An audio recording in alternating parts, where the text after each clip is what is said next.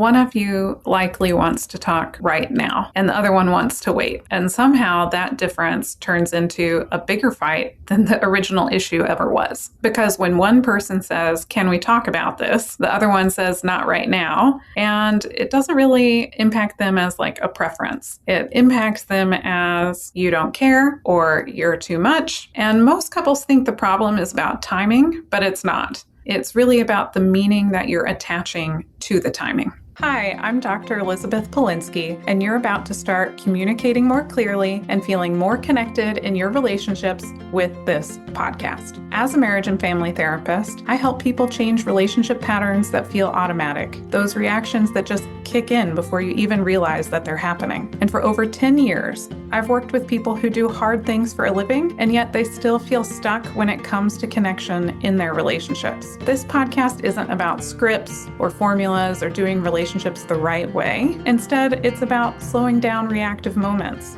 understanding what's underneath them, and helping relationships feel more like a team again. So if you want things to feel better, to feel calmer, steadier, and more at ease in your closest relationships, then this podcast is for you. Because here you'll start to learn how to pause conflict, understand what's happening emotionally, and then respond instead of react. And when you do that, connection starts to feel more possible. Quick note though, this podcast is educational only and isn't a substitute for professional therapy or counseling. If you need individualized support, please consider working with a mental health counselor.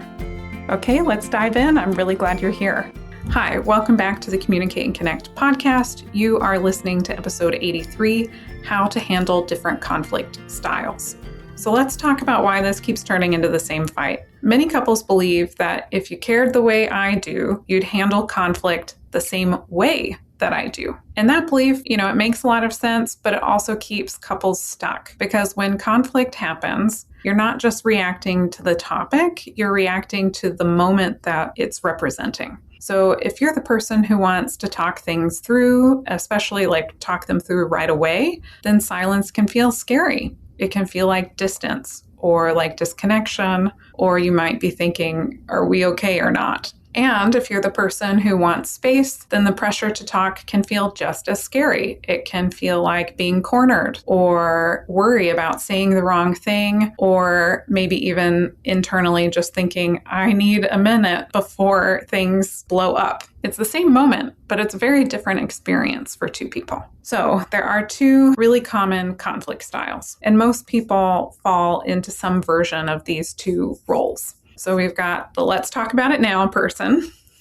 And that person feels really uneasy when things are unresolved. They want clarity. They want reassurance. They may worry that the issue is going to get ignored, and they often feel calmer after talking. And then you have the other one, which is the I need space person. And they may be getting overwhelmed if emotions are too high or too intense. They may think more clearly after having time and space to cool down. They might worry about saying something hurtful, and so want to not do that, and they often feel calmer before talking. Here is a shift that is a really helpful mental shift to make. These are not bad habits, and they're not flaws. Neither style is. They are just ways that your nervous system tries to stay safe. One moves toward connection under stress, and the other one pulls back in order to regain a sense of control and to prevent conflict, and neither one is wrong. So now let's talk about why each style actually matters for your relationship, because a lot of couples try to solve this by deciding who's right and which one is the right way to do it. And that just never works because both styles are protecting something important. The person who wants to talk now is protecting against emotional distance forming.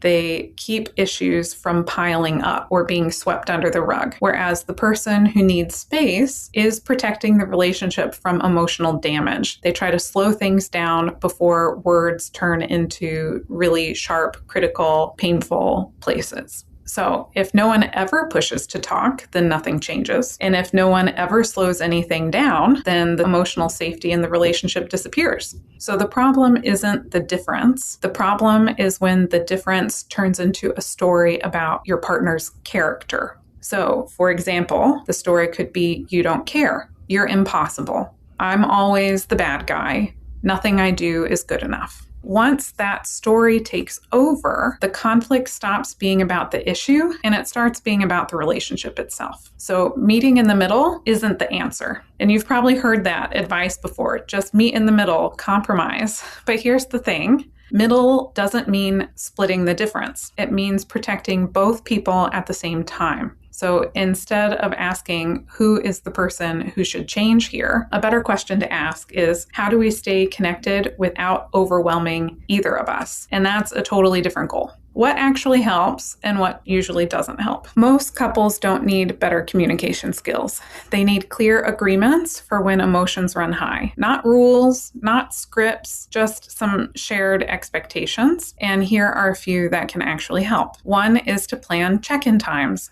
Instead of fighting whenever something pops up, couples can agree on when they'll talk. So that might sound like, let's talk about this tonight, or can we revisit this tomorrow, or let's put a pin in this and check in on it on Sunday morning. For the person who really wants to talk now, this says to them, I'm not ignoring this. We are going to come back. We are going to talk about it. It's not just going to get swept under the rug. And for the person who needs space, it says, okay, I'm not going to be ambushed. And then both people get a little bit of relief. The second thing you can do is you can use timeouts that include a return to the conversation. So timeouts only work if they include a plan to come back to actually talk about the topic. So it's not, I'm done with this, but I need 20 minutes to calm down and then we can talk about this more. That sentence can really change how the moment feels because one version feels like a shutdown, whereas the other one feels more clear, clean boundaries. The next one that you can use is focus on saying what you need,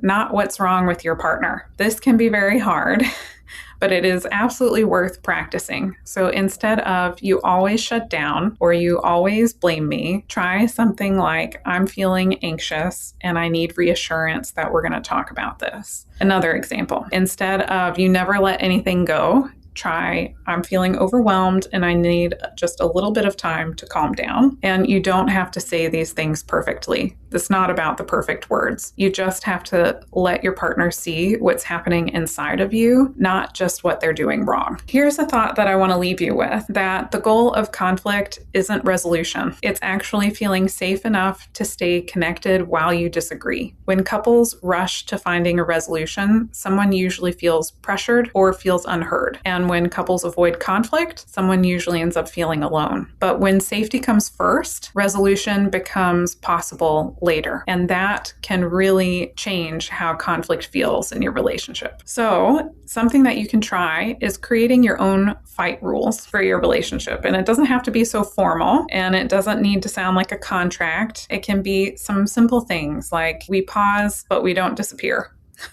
Like that could be an agreement that we're striving for, not to have perfection or something that we fail at, but to have like as a joint goal that we can pause, but we don't disappear from talking to each other. Or we're not going to push or shut down. We're going to come back calmer, or we're going to assume that both of us are on the same team, even when it's a hard conversation. These are not rules to control each other. That's very, very important. They're more so agreements that help protect the relationship. And they work best when you talk about them outside of a conflict moment, not in the middle of a fight. So if you're thinking, yeah, okay, this is us, and if this episode sounds familiar, then that doesn't mean that you're doing something wrong. It just means you're human. And most people learned how to handle conflict long before they learned how to stay emotionally connected under stress. Those patterns aren't fixed, though. They can be understood, they can be changed, but not by forcing someone to be someone else. Instead, it's about learning how to stay connected even when things feel tense. So if this episode helped put words to something you've been stuck in, I've made a simple fair fight agreement template that you can download. It's not a script. It's not something you have to follow perfectly. It's just a starting point, a way to help you talk about you and how you want to handle conflict before you're in the heat of it. And so you'll find that in the show notes if that's something you're interested in. And so different conflict styles don't mean that you're incompatible. They mean that you both care, that your nervous systems learned different ways to handle stress. And when you stop fighting about timing and you start protecting the connection instead, the conflict stops feeling like a threat and it starts to feel like something that you can move through together. And that is the thing that I'm really hoping you take away from this episode. Until next time.